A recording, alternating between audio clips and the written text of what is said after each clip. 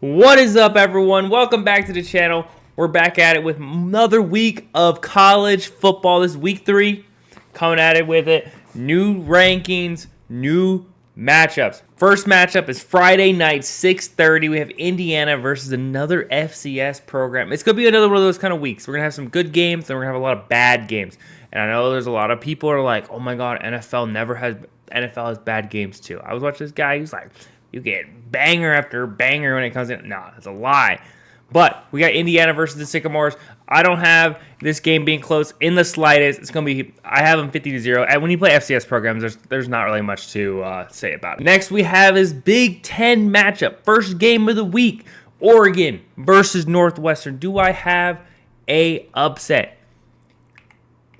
I do not have any upsets this week. 35-10. I have Oregon handling business there in Chicago. I don't think Northwestern's a very good team. I know they're trying to rebuild the program a little bit. Trying to get a new stadium, new players, new NIL. I just don't think this is going to be their year. I think Oregon's going to run it up. Next we have is Clemson versus Georgia Tech.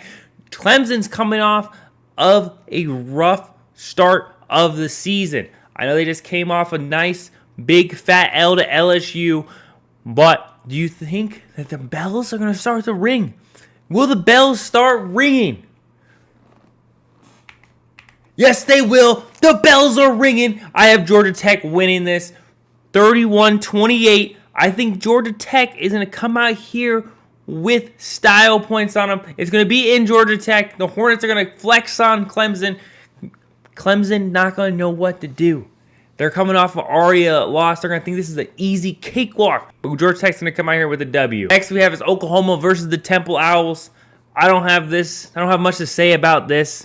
I think Oklahoma's going to handle business 35-7. I don't think Temple's going to be able to keep up. I think Oklahoma is too good. I know they're in Temple, but I still think Oklahoma's going to win this outright easily. Next noon game we have is Alabama versus Wisconsin. Boom, boom, boom. Ring the bells. Ring it. I think this is the hot seat for Alabama, and I just don't think they have what it takes this season. And I think they need a new coach because this coach just isn't cutting it for Alabama. I'm not an Alabama hater. I'm just going to keep it real. If you're an Alabama fan, this is best case scenario. You get it. You get rid of the guy that you don't really like, the coach. Start over. Get a new team. And you just got to lose to Wisconsin. It is what it is. Wisconsin's winning this 24-21. Next, we have is Central Michigan versus Michigan. This is not even going to be close. I don't even know why they're playing each other. I think it's just another one of those cakewalk kind of weeks. So I have them winning 42-3. It's not going to be very interesting. Next game we have is Auburn versus Southern Alabama. This game's not going to be close. It's going to be one of those Central Michigan type of games. Auburn's winning this 43. I think they might cover. I don't think they're going to cover the spread. I'm not a gambling man, but I don't think they're going to cover the spread. But I definitely think Auburn back in the top 25. It's been a while, and I think they're going to handle business here against South Alabama at home. Next, we had Villanova versus Penn State. Fun fact: I didn't realize Villanova had a team for football. I thought they were just like Wichita State, no football program, just good at basketball. But it's another one of those FCS type schools. 50-0, Penn State easily handling business. Go Nittany Lions. Next, we have probably the game of the week. Tennessee versus Georgia. Georgia's slightly favored in this game, and I think it's going to be a close one. Down in Tennessee land, they're going to be fighting tooth and nail. I have it Georgia winning against Tennessee 30-27. I don't think it's going to be an upset. I don't think Tennessee's going to be able to do it. There's not going to be storm in the field this weekend. I think Georgia's going to be able to handle business. They're trying to redemption arc from last season. They're pushing for the natty this year. Next, we have Oregon State versus Texas Tech. Texas Tech, a lot of these Texas schools, a lot of ranked Texas talent out here. And I don't think Oregon State's going to be able to handle this Texas team, which is why I have them losing 24-10. Oregon State just has not been the same since they lost their Power 5 status. They just have not been getting the same recruits, haven't been getting the same talent, and now they're making another conference. Well, it's the same conference, just different teams. Essentially still a group of 6, group of 5 program. So I think Texas Tech is going to easily handle this. Next, we have Iowa State versus Arkansas State. I don't even need notes this week. I know what some of these teams are. by heart. And I think Iowa State's going to be able to handle business 40-6. It's really interesting that Iowa State's not at home in this game, but they are in Arkansas State for this one. Next, we have the Cajun Ragins versus Missouri. Mizzou. Welcome to the Back to the Rankings, Missouri. We really missed you. SEC dominating this week, 49-10. There's not going to be any upsets with this team. I don't think the Raging Cajuns are going to be able to handle business. They're definitely not as good as South Florida this year. Next game, 4:15, we have Texas versus the UTEP Miners. I don't think UTEP's going to be able to compete in this one. Neither does the spread, which is why I have it 56-3. There is a spread because UTEP technically is a FBS program, but I don't think they're going to be able to handle business. I don't think they're going to be able to keep up with the Longhorns in this one. Next 4:30 game, we have a South Florida. Welcome to the Power Rankings, number 18 in AP land, and Miami number 5. Can Miami push back South Florida? South Florida's on a tear. 2 ranked opponents, 2 weeks in a row. Can South Florida do it again? This is my dream. South Florida upsetting Miami. 3 ranked wins in a row. Calling it now. I know Miami's a favorite, minus 17.5. But South Florida has something to prove. They're coming in. They want a piece of that playoff like Boise State last year. They're going to kick these teams out of the water in the first couple weeks. Show the committee we beat high-tier teams. Then they're going to win their conference. They're going to win it all, and they're going to be in the playoffs. Mark my words, if they upset this game. Next is we have Ohio versus Ohio State.